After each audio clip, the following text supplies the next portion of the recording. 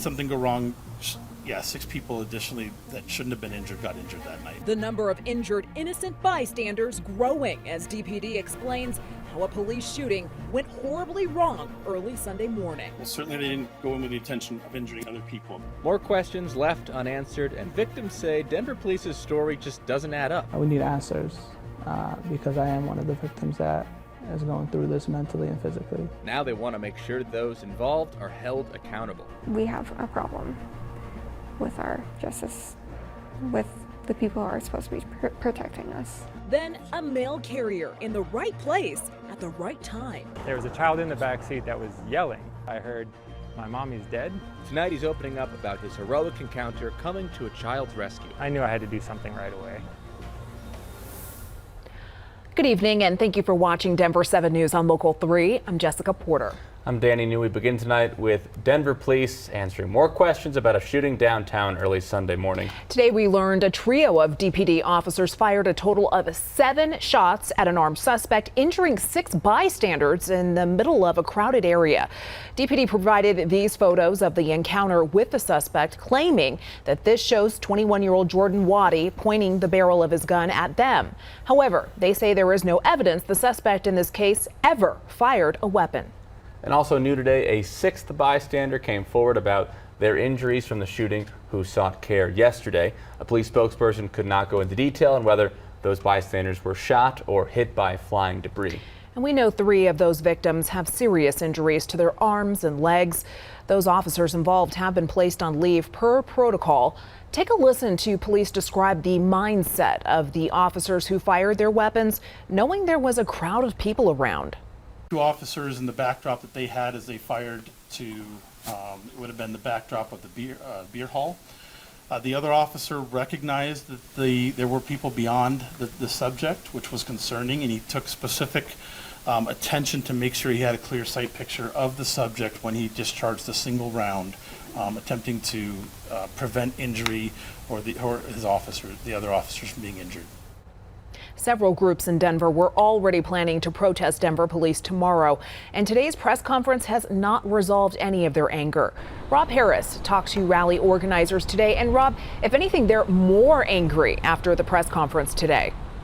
Yeah, Jessica, so we talked to a member of the Democratic Socialists of America. They're one of the groups that's organizing this protest tomorrow, and they're calling for the release of the body camera footage from this incident.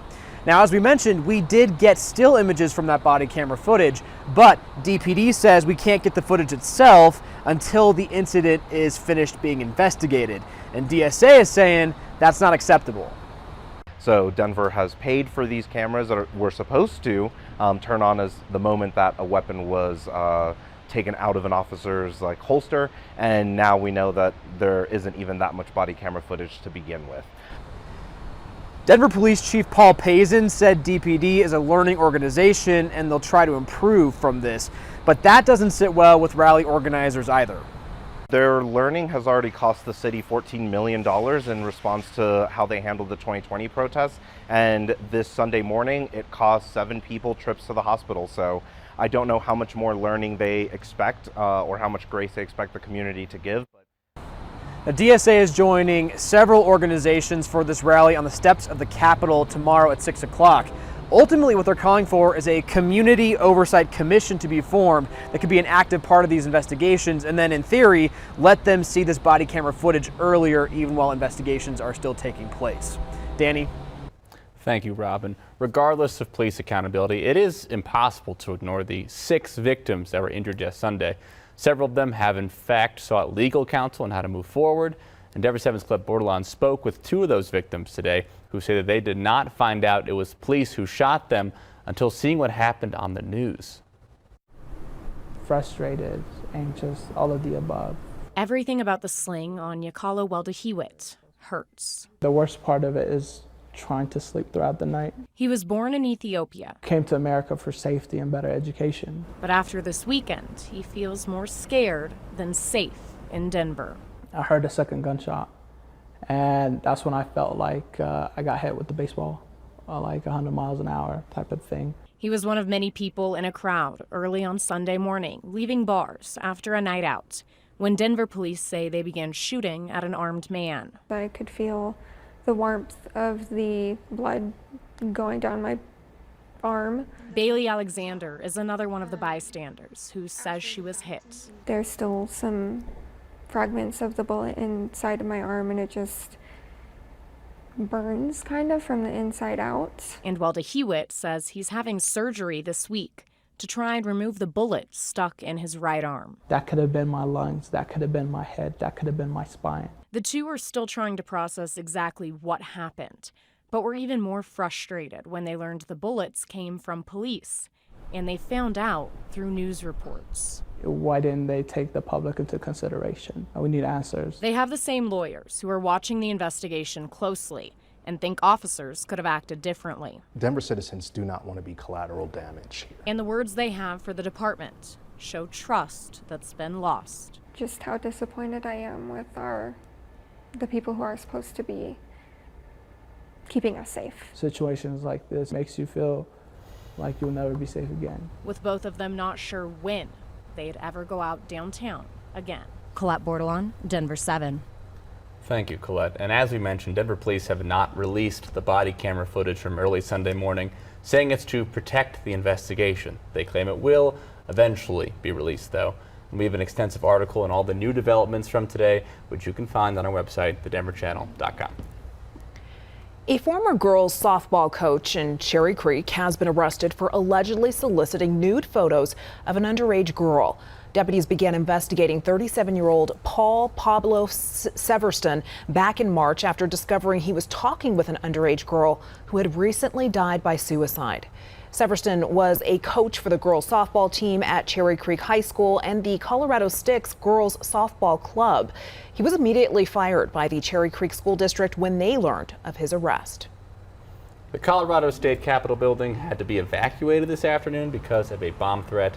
State Patrol has not said where the threat came from, but the all clear was given about an hour after the evacuation notice was sent out. A USPS employee on his usual route ended up delivering more than just mail. He became a scared little girl's savior. That girl's mother had just ingested the deadly synthetic opioid fentanyl and passed out behind the wheel of her parked car. And his quick thinking during a dangerous situation changed everything. Tonight, Denver 7's CB Cotton joins us live after speaking to that heroic mail carrier. Danny, Jessica, he's definitely a hero, but like most people who do brave things, he doesn't want notoriety. He just hopes for healing for those involved in this scary, tense situation. Today we got to speak to the mail carrier, Andrew Russell, and he tells us on Saturday he was doing his usual route here on Fenton Street in Wheat Ridge when just before 1:30 he began to hear a young girl screaming. He says the child was inside a parked car on the side of the road, but the ignition was running and he saw the girl's mother slumped over in the front seat. Russell got the girl out of the car, called 911, and the moments when police arrived were caught on officers' body cameras. Wheat Ridge police say the mother had overdosed after taking a fentanyl pill. Russell says after learning all the details, he's grateful he stepped in. Yeah, it hit a chord a lot of different ways, but mainly in the sense that, yeah, anytime I hear a child's voice that sounds anything like that, it's pretty immediate. Just right place at the right time. I was just doing my job. I happened to be in the area and I was really glad that I was. And of course, officers are so grateful that he was in the area too. The girl's mother, she is okay. She actually woke up as officers arrived on scene. She does face criminal charges now, including child abuse. Coming up on Denver 7 News at 10, we're going to be sharing a lot more of the body camera video from this entire ordeal. Danny. And going further, overdose rates have soared during the COVID-19 pandemic, and a new CDC study indicates deadly overdoses are hitting some communities harder than others. Researchers found overall drug overdose death rates increased 30% between 2019 and 2020. However, they jumped 44% among Black people and 39% among American Indian and Alaskan Native people. The CDC also found significant disparities by age group and gender. Young Black people ages 15 to 24 had a larger increase in overdose deaths than any other group. And overdose deaths among senior Black men was nearly 7 times higher than that of senior white men. The current rates only widen existing disparities, which researchers say might result from unequal access to treatment, socioeconomic inequities, and other social determinants of health. The Broncos taking front and center for their work off the field. They've taught me that it's important to respect your community. They just inspire me to keep going. Mid-90s today, but we'll be closer to 100 for the next 2 days. Remembering the lives lost during the Aurora Theater shooting. Even 10 years later, I remember what that felt like. We share the touching memorial to victims and one survivor's path to recovery coming up at 8:30. Just grateful to be alive.